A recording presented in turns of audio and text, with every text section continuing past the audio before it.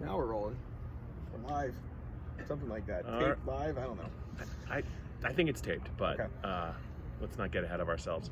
Okay, Greg, it's really hard we just finished hearing James Franklin speak. It's really hard to look at this Ohio State-Penn State game and not focus on the quarterbacks for a number of reasons. Right. But let's just start with Sean Clifford, who is an Ohio guy. He's done some great things for Penn State this year. A little bit uneven of a game against Minnesota. He threw for a lot of yards, also threw 3 interceptions. I don't think they were all his fault. Having said all that, he admitted earlier today on Tuesday morning, that he's kind of pulled away from his social media activity because he said he got a lot of heat after the Minnesota game, and I believe there were some death threats. And James was asked about that.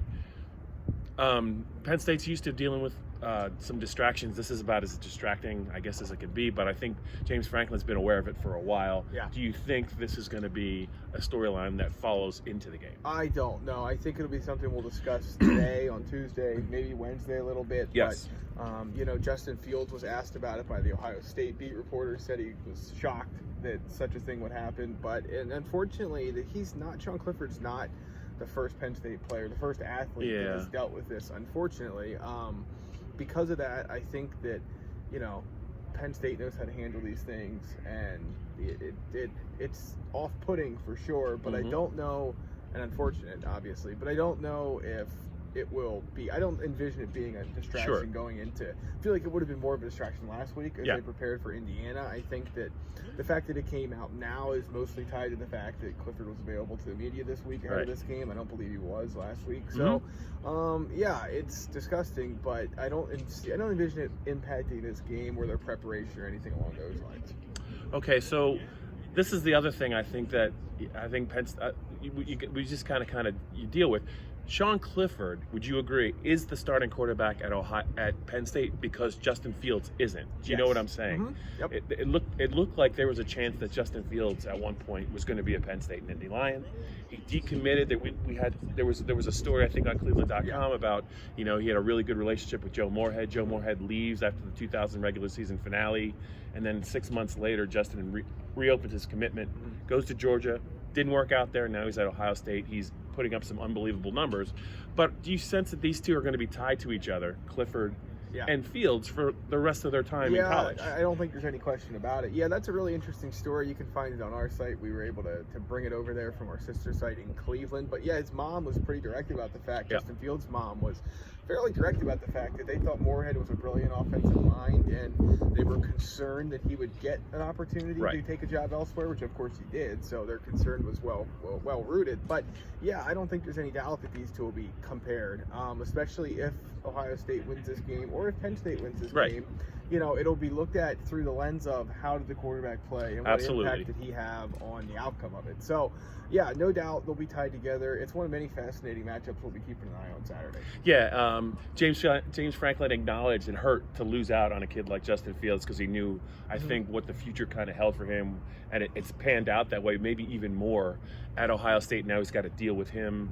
Another name we could monitor is Julian Fleming at Southern Columbia if it gets to that stage, but just as James has talked about this matchup this week, obviously a couple of things. He mentioned a couple of times, Greg, that just be aware of the schedule Penn State's had to navigate the last month or so to get to this point, to be 9-1. He feels like it's one of the toughest stretches, in the country, beginning with the Iowa road win and continuing with the win against Indiana, in which they really struggled to put those guys away. I think James is very proud that they are 9-1 and very deserving of being a top 10 team. But having said all that, Greg, he kind of compared Saturday to a heavyweight fight in that he's just being honest. Look, they're going to get some plays. They're going to make some big plays. Chase Young's in the game. Fields is in the game. Dobbins is in the game. They're going to score. They're absolutely going to score. He wants to on the practice field. I think the message this week is how are we going to react when they make a big play? We have to be able to counter. We have to be able to do things. We have to be able to do some things in the fourth quarter. It surprised you how he kind of described this, or is that basically what he had to say? I mean, I think that I don't know. To say it any other way would come off as, not genuine. Correct. You can't underplay the fact that you're almost a 3-touchdown underdog. Right. You can't overstate the fact that they're very good. So yeah, I mean, I think he hit right on the head that they're going to have to figure out a way to counterpunch, if we want to stick with the boxing references, and find a way to react, and put Ohio State on its heels a little bit. One of the big talking points in Columbus this weekend is that a lot of these guys have yet to face any fourth quarter adversity in their career. Justin Fields said that he hasn't had to lead a comeback in the fourth quarter since his junior year of high school. So Penn State has been done in by Buckeyes fourth quarter comebacks the last couple of years.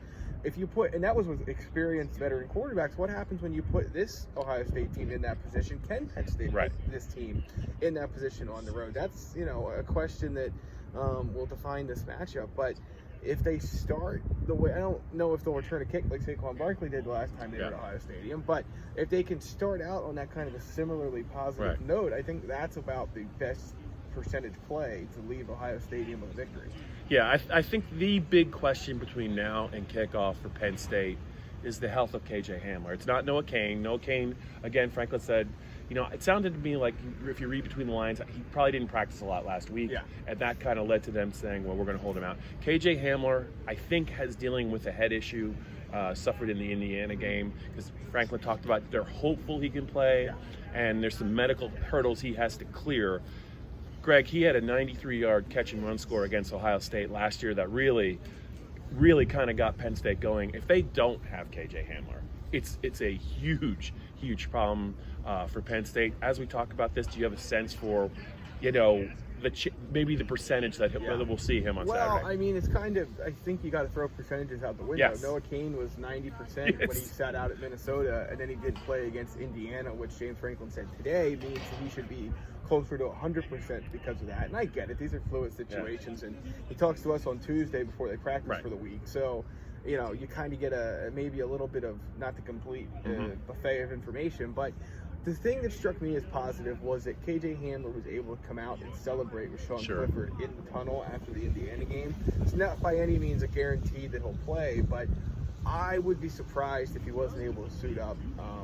This seems unlike, whatever Noah Cain's dealing with lower body, this feels more like one of those things where... Yeah, Cain's an ankle, I'm pretty sure. Yeah, so if, that's a little bit different than a head injury, for better or for worse, I guess. But, if he passes all the tests, then he'll be good to go. So I'd be surprised they don't have him this week. And let's just call it what it is. If he doesn't play, they have to have him on the field. They're 17, 18, who knows, point underdogs. If they don't have Hamler, the way the receiver group has struggled to kind of develop this year, I just don't see any way they can win the game. Hopefully he will play, and he'll be a big key in this game if he does play it, to them getting off to a fast start.